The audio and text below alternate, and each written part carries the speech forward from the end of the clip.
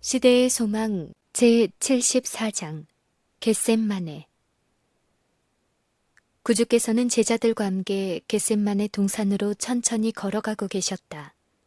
6월절의 크고 둥근 달이 구름 한 점 없는 하늘에서 빛나고 있었다. 순례자들의 천막으로 이루어진 마을은 고요하기만 했다. 예수께서는 제자들과 진지하게 이야기하며 그들을 가르치고 계셨다. 그러나 겟셈마네에 가까이 이르렀을 때 그분은 이상하게도 침묵에 잠기셨다. 예수께서는 때때로 기도와 명상을 하기 위하여 이곳에 오셨으나 당신의 마지막 고뇌의 이 밤처럼 이렇게 슬픔에 찬 마음으로 오신 때는 일찍이 없었다. 예수께서는 당신의 지상생애를 통하여 하나님의 임재의 빛 가운데서 행하셨다. 바로 사단의 정신으로 고무된 사람들과 투쟁할 때 그분은 나를 보내신 이가 나와 함께 하시도다. 내가 항상 그의 기뻐하시는 일을 행함으로 나를 혼자 두지 아니하셨느니라. 라고 말씀하실 수 있었다. 그러나 이제 예수께서는 하나님의 붙드시는 임재의 빛을 차단당한 것처럼 보였다. 이제 그분은 범죄자들과 같이 헤아림을 받으셨다. 타락한 인류의 죄짐을 당신이 지셔야만 한다. 죄를 알지도 못하는 그분이 우리 모든 사람의 죄를 지셔야만 한다. 죄가 그분에게 매우 무섭게 보일 만큼 그분이 지셔야 하는 죄악의 무게는 크며 그분은 이것이 당신을 아버지의 사랑에서 영원히 쫓아내지는 않을까 염려하도록 유혹받는다. 범죄에 대한 하나님의 진노가 얼마나 무서운가를 깨달으시고 예수께서는 내 마음이 심히 고민하여 죽게 되었다고 부르짖으셨다. 제자들은 동산에 가까이 이르렀을 때 저희 주님에게 이른 변화에 주의를 집중시켰다. 전에는 결코 예수께서 그토록 큰 슬픔과 침묵에 잠기신 것을 본 적이 없었다. 그분이 앞으로 나아가심에 따라 이 알 수 없는 슬픔은 더욱 깊어갔으나 그들은 그 원인을 감히 물어볼 수 없었다. 그분의 거동은 마치 넘어지시려는 것처럼 흔들렸다. 동산에 도착하자 제자들은 저희 주님에게 쉬게 하려고 예수께서 항상 쉬시던 장소를 열심히 찾아보았다. 이제 그분은 단 한 걸음도 떼어놓기 힘드셨다. 마치 무거운 짐에 눌려서 고통당하는 것처럼 예수께서는 큰 소리로 신음하셨다. 2번이나 그분의 동료들이 그분을 부축하였는데 그렇지 않았으면 땅에 쓰러지셨을 것이다. 동산의 입구 가까이에서 예수께서는 세 제자 외에 모든 제자들을 거기 두시고 그들 자신과 당신을 위하여 기도하라고 명하셨다. 예수께서는 베드로와 야고보와 요한을 데리고 동산의 격리된 휴식처로 들어가셨다. 이 세 제자는 그리스도의 가장 가까운 친구였다. 그들은 변화산에서 그분의 영광을 보았으며 모세와 엘리야가 그분과 더불어 이야기하는 것을 보았고 하늘에서 들리던 음성도 들었다. 이제 당신의 큰 투쟁에서 그리스도께서는 그들이 가까이 있기를 원하셨다.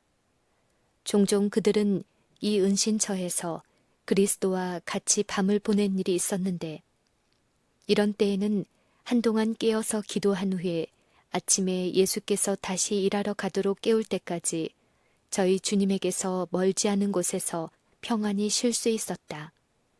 그러나 이제 예수께서는 그들이 당신과 같이 기도로써 밤을 새우기를 원하셨다. 그러나 예수께서는 당신이 견뎌야 할 고민을 그들이 목격하는 것조차 견디실 수 없으셨다. 예수께서는 너희는 여기 머물러 나와 함께 깨어 있으라고 말씀하셨다. 예수께서는 조금 나아가사 그들이 당신을 보고 들을 수 있는 멀지 않은 거리에 땅바닥에 엎드리셨다. 그분은 죄로 말미암아 아버지에게서 분리되었다는 것을 느꼈다. 그 심연은 매우 넓고 매우 검고 매우 깊었으므로 그분의 심령은 그 앞에서 떨었다. 이 고민을 피하기 위하여 그분은 신성의 능력을 행사하지 말아야 하셨다. 인간으로서 그분은 인간의 죄악의 결과를 감당하셔야만 했다. 인간으로서 그분은 범죄에 대한 하나님의 진노를 견디셔야 했다. 그리스도께서는 이제 전에 항상 서시던 바와는 다른 태도로 서셨다. 그분의 고통은 다음과 같은 선지자의 말 가운데 가장 잘 묘사되어 있다. 만군의 여호와가 말하노라. 가라, 깨어서 내 목자, 내 짝된 자를 치라. 죄 많은 인간들의 대속자 그리고 보증인으로서 그리스도는 거룩한 공의 아래서 고통을 받고 계셨다. 그분은 공의가 무엇을 의미하는지 아셨다. 지금까지 그리스도께서는 다른 사람의 중보자가 되셨으나 이제 그분은 자신을 위한 중보자를 가지고자 원하셨다. 그리스도께서는 아버지와의 연합이 깨어진 것을 느끼셨을 때 당신의 인성으로 다가오는 흑암의 세력과의 투쟁을 견딜 수 없을 것이라고 두려워하셨다. 광야의 시험에서 인류의 운명은 위기에 처해 있었다. 그때 그리스도께서는 승리자가 되셨다. 이제 유혹자는 무서운 최후의 투쟁을 위하여 나왔다. 이 일을 위하여 유혹자는 그리스도께서 봉사하시는 3년 동안 준비해 왔다. 사단은 이 일의 모든 것을 걸었다. 만일 그가 여기서 실패하면 패권을 잡으려던 희망은 좌절될 것이며 세계는 마침내 그리스도의 나라가 될 것이고 그 자신도 실패하고 내어 쫓길 것이었다. 그러나 만일 그리스도께서 실패하신다면 지구는 사단의 왕국이 될 것이며 인류는 영원히 그의 권세 아래 있게 될 것이었다. 당신 앞에 놓인 투쟁에서 그리스도의 영혼은 하나님에게서 분리되지는 않을까 하는 두려움으로 가득 찼다. 사단은 그리스도에게 만일 그분이 죄된 이 세상을 위하여 보증인이 된다면 하나님과는 영원히 끊어지게 될 것이라고 말하였다. 그분은 사단의 왕국에 동화될 것이며 다시는 하나님과 하나가 될 수 없을 것이라고 하였다. 그리고 이 희생으로 무엇을 얻게 될 것인가? 사람들의 죄악과 배은망덕은 얼마나 절망적으로 보였는가? 사단은 가장 어려운 상황을 들추어서 구주를 맹렬히 공격하였다. 세속적으로나 영적으로 다른 모든 백성들보다 우월함을 주장하는 백성이 그들을 거절하였다. 그들은 그들을 특별한 백성으로 만든 약속의 기초요, 중심이요, 보증이 되는 그들을 죽이려고 찾고 있다. 그대의 교훈을 듣고 교회 활동에서 선두를 차지하고 있던 제자 중에 하나가 그들을 배반할 것이다. 그들을 가장 열심히 따르던 자 중에 하나가 그들을 부인할 것이다. 모든 사람이 그들을 버릴 것이다. 그리스도의 온 영혼은 그 생각을 몹시 싫어하였다. 그분이 구원하시고자 했던 자들, 그분이 그렇게 극진히 사랑하신 자들이 사단의 음모에 연결되리라는 사실은 그분의 영혼을 찔렀다. 투쟁은 무서웠다. 그 투쟁의 크기는 유대 민족과 그분을 고발하고 배반하던 자들과 죄 가운데 놓인 이 세상의 죄악을 합친 크기였다. 사람들의 죄악이 그리스도를 무겁게 억눌렀으며 죄에 대한 하나님의 분노를 의식함으로 그분의 생명은 파쇄되고 있었다. 인간의 영혼을 위해 지불할 값을 깊이 생각하시는 예수님을 보라. 고통 중에 마치 그분은 하나님에게서 더 멀리 떨어지지 않으시려는 것처럼 차디찬 땅바닥에 엎드리신다. 밤에 찬 이슬이 예수님의 극도로 지친 몸 위에 내리나 그분은 그것을 개의치 않으신다. 그분의 창백한 입술에서는 내 아버지여, 만일 하실만 하시거든 이 잔을 내게서 지나가게 하옵소서 라는 고통의 부르짖음이 새어나온다. 그러나 아직도 그분은 그러나 나의 원대로 마옵시고 아버지의 원대로 하옵소서 라고 덧붙이신다. 고통 가운데서 인간의 마음은 동정을 갈망한다. 이와 같은 갈망을 그리스도께서는 마음속 깊이에서부터 느끼셨다. 극도로 고민하는 가운데 그처럼 자주 축복하고 위로하며 슬픔과 어려움에서 보호하셨던 제자들에게서 어떤 위로의 말을 듣고자 하는 간절한 마음으로 그분은 그들에게로 오셨다. 항상 그들에게 동정의 말씀을 하셨던 그분이 이제 초인간적인 고민을 당하시면서 그들이 당신과 그들 자신을 위하여 기도하고 있다는 사실을 알고자 열망하셨다. 죄의 악함이 얼마나 어둡게 보였던가. 인류로 범죄의 결과를 당하게 하고 당신 자신은 하나님 앞에 결백한 사람으로 서라는 유혹은 무서운 것이었다. 만일 제자들이 이 사실을 깨닫고 감사한다는 것을 아실 수만 있었더라도 그분은 용기를 얻으셨을 것이었다. 예수께서는 고통스럽게 일어나셔서 동료들을 두고 온 장소로 비틀거리며 걸어가셨다. 그러나 그분은 저희가 자는 것을 보셨다. 만일 그들이 기도하는 것을 보셨다면 그분은 고통을 면하셨을 것이다. 만일 그들이 하나님 안에서 피난처를 찾았더라면 사단의 작용이 그들을 넘어뜨릴 수 없었을 것이며 예수께서는 그들의 꿋꿋한 믿음으로 말미암아 위로를 받으셨을 것이다. 그러나 그들은 깨어있어 기도하라고 반복하여 경고하신 말씀에 유의하지 않았다. 처음에 제자들은 항상 매우 평온하고 위엄이 있으신 저희 주께서 이해할 수 없는 슬픔으로 고투하시는 것을 보고 매우 걱정했었다. 고통하는 자의 힘찬 부르짖음을 듣고 그들은 기도했었다. 그들이 주님을 버리려고는 하지 않았으나 그들은 하나님께 계속하여 간청하였더라면 쫓아버릴 수 있었던 혼수 상태에 빠져 마비된 것처럼 보였다.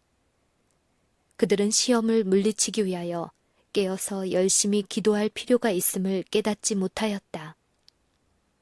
예수께서는 당신의 발걸음을 동산으로 향하기 직전에 이미 오늘 밤에 너희가 다 나를 버리리라 라고 제자들에게 말씀하셨다. 제자들은 예수님과 같이 옥에나 죽는 곳에라도 가겠다는 가장 굳센 보증을 그분에게 드렸다. 불쌍하고 자부심이 강한 베드로는 덧붙여서 다 버릴지라도 나는 그렇지 않겠나이다 라고 하였다. 그러나 제자들은 자신들을 의지하였다. 그들은 그리스도께서 권고하신 대로 강한 조력자를 바라보지 않았다. 그리하여 구주께서 그들의 동정과 기도를 가장 필요로 하였을 때 그들은 잠자고 말았다. 베드로까지 자고 있었다. 예수님의 품에 의지한 일이 있었던 사랑하는 제자 요한까지도 자고 있었다. 확실히 주님을 사랑했던 요한은 깨어 있어야만 하였다. 요한은 그의 사랑하는 구주께서 극도의 슬픔에 처했을 때 그분과 함께 열렬히 기도했어야 하였다. 구주께서는 온 밤 동안 그들의 믿음이 식어지지 않도록 제자들을 위하여 기도하셨다. 만일 예수께서 지금 야고보와 요한에게 전에 질문하신 일이 있는 나의 마시는 잔을 너희가 마시며 나의 받을 침례를 너희가 받을 수 있느냐? 라는 질문을 하신다면 그들은 감히 할 수 있나이다 라는 대답을 할 수 없을 것이었다. 제자들은 예수님의 음성을 듣고 잠에서 깼으나 그분의 얼굴은 고민으로 몹시 변하여 알아보기가 힘들었다. 예수께서 베드로에게 시몬아 자느냐? 네가 한시 동안도 깨어 있을 수 없더냐? 시험에 들지 않게 깨어 있어 기도하라. 마음에는 원이로되 육신이 약하도다. 라고 말씀하셨다. 제자들의 연약함이 예수님의 동정심을 일깨웠다. 예수께서는 배반당하여 죽임을 당할 때 그들에게 임할 시험을 그들이 견디지 못할 것을 두려워하셨다. 그분은 그들을 책망하지 않고 시험에 들지 않게 깨어있어 기도하라고 말씀하셨다. 그분은 비록 큰 고통 가운데서라도 제자들의 연약함을 용서하시려고 하셨다. 예수께서는 마음에는 원이로되 육신이 약하도다 라고 말씀하셨다.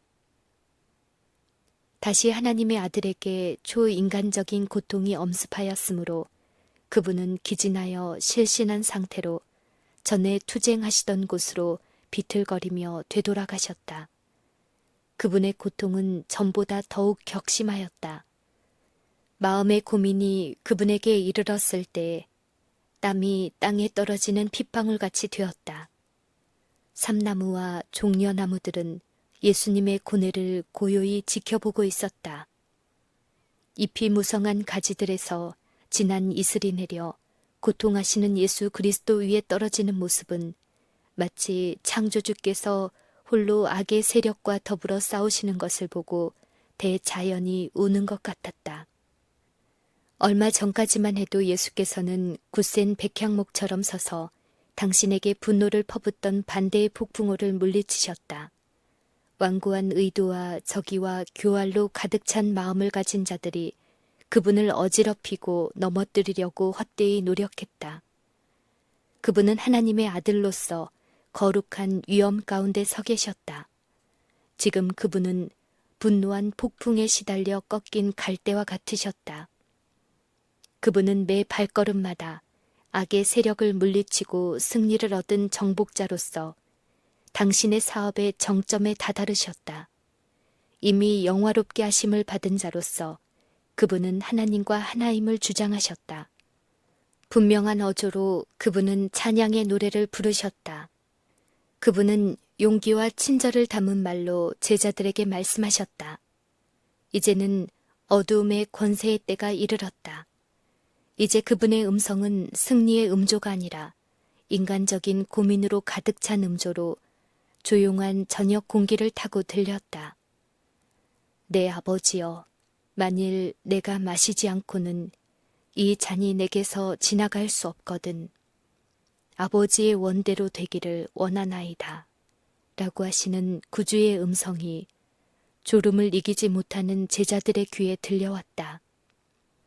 제자들은 처음에 그분께 가려는 충동을 받았으나 그분은 그들에게 거기 머물러 깨어있어 기도하라고 명하셨다. 예수께서는 제자들에게 오셨을 때 그들이 여전히 잠들어 있는 것을 발견하셨다. 다시 그분은 우정에 대한 갈망을 느끼셨다. 곧 자신을 거의 정복한 듯한 흑암의 마력을 깨뜨리고 구원을 줄 수 있는 말을 제자들로부터 듣고자 하셨다. 그러나 그들의 눈은 피곤하여 예수께 무엇으로 대답할 줄을 알지 못하더라. 예수님이 오심으로 그들은 잠을 깼다. 그들은 그분의 얼굴이 고뇌의 피땀으로 얼룩진 것을 보고 공포로 가득 찼다. 그들은 그분의 심령의 고뇌를 이해할 수 없었다. 그의 얼굴이 타인보다 상하였고 그 모양이 인생보다 상하였다. 예수께서 돌아서서 다시 기도하던 곳을 찾으셨으나 큰 흑암의 공포에 압도되어 땅에 엎드러지셨다. 그 시련의 때에 하나님의 아들의 인성은 떨었다. 지금 그분은 제자들의 믿음이 흔들리지 않도록 기도하는 것이 아니라 시험받고 고통당하는 자신의 영혼을 위하여 기도하셨다. 세계의 운명이 결정되려고 하는 두려운 순간이 이르렀다. 인류의 운명이 저울 위에 떨고 있었다. 그리스도께서는 지금이라도 범죄한 인간에게 할당된 잔을 마시지 않을 수도 있으셨다. 아직도 그 일은 너무 늦지 않았다. 그분은 이마에서 흐르는 피땀을 씻어버리고 인간이 자신의 죄 가운데 멸망하도록 내버려 두실 수도 있었다. 예수께서는 범죄자로 그의 죄의 형벌을 받게 하라. 나는 내 아버지께로 돌아가겠노라고 말씀하실 수도 있으셨다. 하나님의 아들이 멸시와 고통의 쓴 잔을 마실 것인가? 무죄한 그분이 죄인을 구원하기 위하여 죄의 저주의 결과를 맛볼 것인가? 예수님의 창백한 입술에서는 내 아버지여, 만일 내가 마시지 않고는 이 잔이 내게서 지나갈 수 없거든 아버지의 원대로 되기를 원하나이다. 라는 말씀이 떨면서 흘러나왔다. 예수께서는 3번이나 그 기도를 들으셨다. 인성이 그 마지막 최고의 희생으로 인해 3번 움츠러드셨다. 그러나 이제 인류의 역사가 구주 앞에 펼쳐진다. 그분은 율법을 범한 자들을 그대로 버려두신다면 틀림없이 멸망당할 것을 보신다. 그분은 인류의 무력함을 보신다. 그분은 죄의 세력을 보신다. 운명 지어진 세계의 재난과 비탄이 그리스도 앞에 떠오른다. 예수께서는 세계의 절박한 운명을 바라보며 결심하신다. 그분은 자신에게 어떤 희생이 요구될지라도 인간을 구원하려고 하신다. 멸망하는 무수한 인간이 당신을 통하여 영생을 얻을 수 있도록 그분은 피의 침례를 받아들이신다. 그분은 순결과 행복과 영광의 하늘 조정을 떠나 잃어버린 한 마리 양, 즉 죄로 말미암아 타락한 한 세계를 구원하려고 오셨다. 그분은 자신의 사명에서 돌아서지 않으실 것이다. 그분은 스스로 범죄한 인류의 화목 제물이 되실 것이다. 그분의 기도는 이제 복종하시겠다는 말씀뿐이다. 만일 내가 마시지 않고는 이 잔이 내게서 지나갈 수 없거든 아버지의 원대로 되기를 원하나이다. 이와 같은 결정을 하신 후 그분은 일어나다가 죽은 듯이 땅에 쓰러지셨다.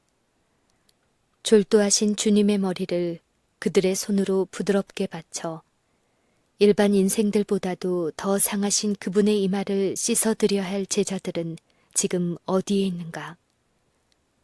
구주께서 홀로 포도즙 틀을 밟으셨는데 그분과 함께한 사람은 하나도 없었다. 그러나 하나님께서는 당신의 아들과 함께 고통을 당하셨다. 천사들은 구주의 고뇌하시는 모습을 지켜보았다. 천사들은 저희 주께서 사단의 군대에 포위되어 그분의 인성이 몸서리치는 불가사의한 공포에 눌린 것을 보았다. 하늘에는 침묵이 흘렀다. 검은고는 모두 멈췄다. 죽을 수밖에 없는 인생들이 당신의 사랑하는 아들로부터 그분의 빛과 사랑과 영광의 광채를 거두시는 아버지를 말없는 슬픔 가운데 지켜보았던 수많은 천사들의 놀라움을 바라볼 수 있었다면 그들은 하나님 보시기에 죄가 얼마나 불쾌한지를 더 잘 깨달을 것이다. 타락하지 않은 세계들과 하늘의 천사들은 투쟁의 마지막이 가까워짐에 따라 열렬한 관심을 가지고 이를 주목하였다. 사단과 배도의 무리인 악의 동맹자들도 구속 사업의 이 큰 위기를 열심히 바라보았다. 선과 악의 세력들은 그리스도께서 3번 반복하신 기도에 어떤 응답이 올 것인지를 보려고 기다렸다. 천사들은 고통당하는 거룩하신 분의 고통을 덜어드리기를 열망하였으나 그렇게 될 수 없었다. 하나님의 아들에게 피할 길은 발견되지 않았다. 이 두려운 위기, 만물이 위험에 처하고 신비스러운 잔이 고통하시는 자의 손에서 떨고 있던 그때에 하늘이 열리며 폭풍이 몰아치는 그 위급한 시간의 흑암 가운데 한 빛이 비추었으며 사단이 떨어져 나간 그 지위를 차지하여 하나님을 모시고 서 있는 힘있는 천사가 그리스도 곁에 내려왔다. 천사는 그리스도의 손에서 잔을 취하려고 온 것이 아니요 아버지의 사랑의 보증으로 그리스도께서 이 잔을 마시도록 격려하려고 온 것이었다. 그는 신성과 인성을 겸하여 가지신 탄원자에게 힘을 주려고 왔다. 그분의 고통의 결과로 구원 얻게 될 영혼들에 대하여 말하면서 그 천사는 그리스도에게 열려있는 하늘을 가리켰다. 그 천사는 그분의 아버지가 사탄보다 더욱 위대하고 능력이 많으시므로 그분의 죽음은 사단이 완전히 패배하는 결과를 가져올 것이며 이 세상 나라는 지극히 높으신 이의 성도들에게 주어질 것이라고 그분께 보증하였다. 큰 무리의 인류가 구원, 곧 영원한 구원을 얻는 것을 볼 때에 그분은 당신의 영혼의 수고를 보고 만족하실 것이라고 그 천사는 말하였다. 그리스도의 고뇌는 그치지 않았으나 우울과 낙담은 그분을 떠났다. 폭풍은 결코 경감되지 않았지만 폭풍의 표적인 그분이 폭풍의 분노를 대면할 강한 힘을 얻으셨다. 그분은 침착하고 평온해지셨다. 비에 젖은 그분의 얼굴에는 하늘의 평화가 깃들었다. 그분은 모든 사람을 위하여 죽음의 고통을 맛보심으로 어떤 인간도 견딜 수 없는 것을 견디셨다. 잠자던 제자들은 구주를 두른 빛으로 인해 갑자기 잠에서 깨어났다. 그들은 땅에 엎드러지신 저희 주님을 굽어보는 천사를 보았다. 그들은 천사가 구주의 머리를 그의 품에 들어올리고 하늘을 가리키는 것을 보았다. 그들은 가장 아름다운 음악처럼 안위와 희망의 말을 하고 있는 천사의 음성을 들었다. 제자들은 변화산의 광경을 회상하였다. 그들은 성전에서 예수님을 둘렀던 영광과 구름 속에서 들렸던 하나님의 음성을 기억하였다. 이제 그와 같은 영광이 다시 나타났으므로 그들은 주님을 위하여 더 염려할 필요가 없었다. 그분은 하나님의 돌보심 아래 있었으며 그분을 보호하려고 힘센 천사가 보내심을 받았다. 제자들은 피로한 나머지 다시금 그들을 엄습한 이상한 혼수 상태에 빠져 들어갔다. 다시 예수께서는 제자들이 자고 있는 것을 보셨다. 슬픔으로 그들을 바라보면서 이제는 자고 쉬라.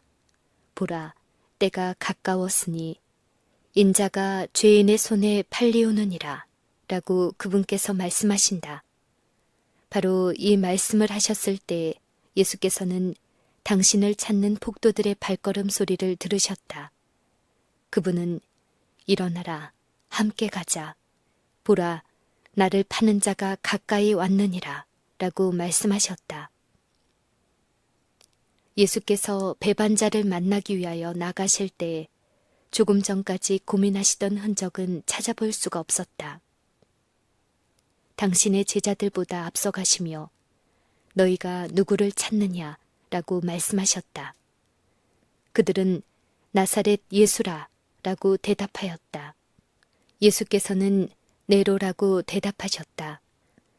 이 말씀을 하실 때 바로 최근에 예수께 수종들던 천사가 예수님과 폭도들 사이로 나섰다. 거룩한 빛이 구주의 얼굴을 비추고 비둘기 같은 모양이 그분을 가렸다. 이 거룩한 영광이 나타날 때 살기 등등한 군중들은 잠시도 견뎌낼 수가 없었다. 그들은 비틀거리며 물러섰다. 제사장들, 장로들, 군사들, 그리고 유다까지도 죽은 사람들처럼 땅에 엎드러졌다. 천사는 물러가고 빛은 사라졌다. 예수께서는 도망하실 수 있는 기회가 있었지만 조용하고 침착하게 남아 계셨다. 영광을 받으신 그분은 지금 당신 발 앞에 무기력하게 엎드러진 그 무정한 무리들 가운데 서 계셨다. 제자들은 놀라움과 두려움으로 잠잠히 바라보고 있었다. 그러나 그 광경은 곧 변하였다. 폭도들은 움직이기 시작하였다. 로마 군인들과 제사장들과 유다는 그리스도 주위로 모여들었다. 그들은 저희 연약함을 부끄럽게 여기며 그분이 도망하지나 않을까 근심하는 것처럼 보였다. 다시 구주께서는 너희가 누구를 찾느냐고 물으셨다. 저희는 저희 앞에 서 계시는 분이 하나님의 아들이라는 증거를 보았으나 그것을 수긍하려고 하지 않았다. 너희가 누구를 찾느냐? 라는 질문에 그들은 다시 나사렛 예수라 라고 대답하였다. 그때 구주께서는 제자들을 가리키면서 너희에게 내로라 하였으니 나를 찾거든 이 사람들의 가는 것을 용납하라고 말씀하셨다. 예수께서는 제자들의 믿음이 얼마나 약한지를 아셨으므로 시험과 시련에서 그들을 보호하고자 하셨다. 그분은 그들을 위하여 자신을 희생하려고 하셨다. 배반자 유다는 그가 해야 할 일을 잊지 않았다. 폭도들이 동산에 들어올 때 그는 길을 안내하였으며 대제사장은 그를 가까이 따랐다. 유다는 예수님을 찾는 자에게 신호를 주어 내가 입맞추는 자가 그이니 그를 잡으라 라고 말하였다. 이제 그들은 그들과 아무 관계도 없는 것처럼 보이려고 한다. 예수께 가까이 나가서 다정한 친구인 것처럼 예수님의 손을 붙잡는다. 랍비여, 안녕하시옵니까? 라는 말로 유다는 연거푸 예수께 입맞춘다. 그리고 마치 위험 가운데 계신 그분을 동정하여 우는 것처럼 한다. 예수께서는 유다에게 친구여, 네가 무엇을 하려고 왔는지 행하라고 말씀하셨다. 그가 다시 유다야, 내가 입맞춤으로 인자를 파느냐 라고 말씀하실 때 그분의 음성은 슬픔으로 떨렸다. 이 호소는 반역자의 양심을 일깨우고 완고한 마음을 감동시켰을 것이나 그는 염치와 성실과 인간적인 친절을 이미 저버렸다. 그는 상냥해질 의향이 없음을 보이며 방약무인하게도 버텨섰다. 그는 자신을 사단에게 내주었기 때문에 사단을 대항할 아무런 능력도 없었던 것이다. 예수께서는 반역자의 입맞춤을 거절하지 않으셨다. 폭도들도 조금 전에 저희 눈앞에서 영화롭게 되셨던 그분의 몸에 유다가 접촉하는 것을 볼 때 대담해졌다. 그들은 이제 예수님을 붙잡아 선한 일에만 쓰시던 그 귀한 손을 묶기 시작하였다. 제자들은 저희 주께서 자신을 잡히도록 내주시지 않으리라고 생각했다. 왜냐하면 폭도들을 죽은 사람처럼 넘어지게 한 그와 같은 능력이 예수님과 그의 동료들이 도망할 때까지 폭도들을 무기력하게 할 수 있었기 때문이었다. 제자들은 저희가 사랑한 그분의 손을 묶으려고 포승을 가져오는 것을 보고 실망하고 분개하였다. 베드로는 분개하여 성급히 칼을 뽑아 주님을 방어하려고 하였으나 대제사장의 종의 귀를 잘랐을 뿐이었다.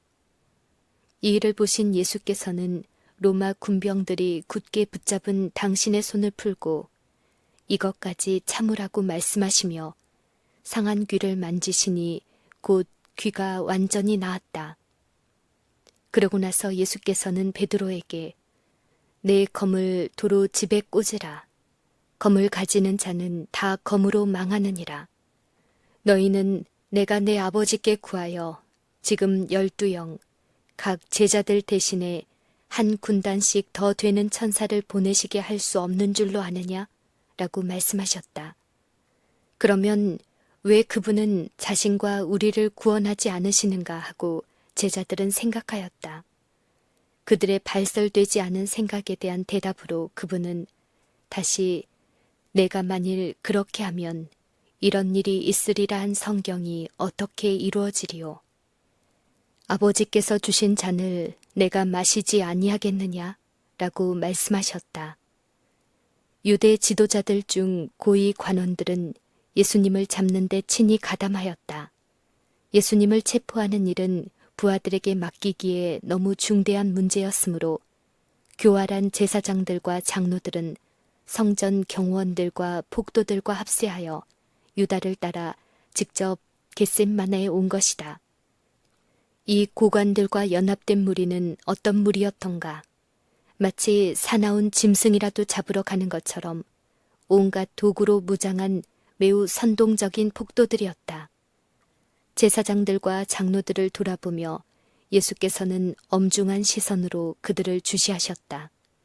예수께서 하신 말씀은 저희 생명이 계속되는 한 결코 잊을 수 없을 것이었다. 그 말씀들은 전능하신 자의 날카로운 화살과 같았다. 예수께서는 위엄 있게 다음과 같이 말씀하셨다. 너희가 도적이나 강도를 잡는 것 같이 검과 몽둥이를 가지고 나를 대적하러 왔구나. 나는 날마다 성전에 앉아 가르쳤다.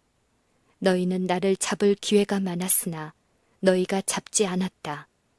밤이 너희들의 일하기에 더욱 적합하다. 이제는 너희 때요 어두움의 권세로다.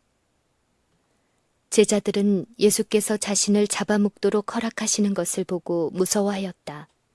예수께서 자신과 그들에게 굴욕을 허락하시는 데 대하여 그들은 상심하였다.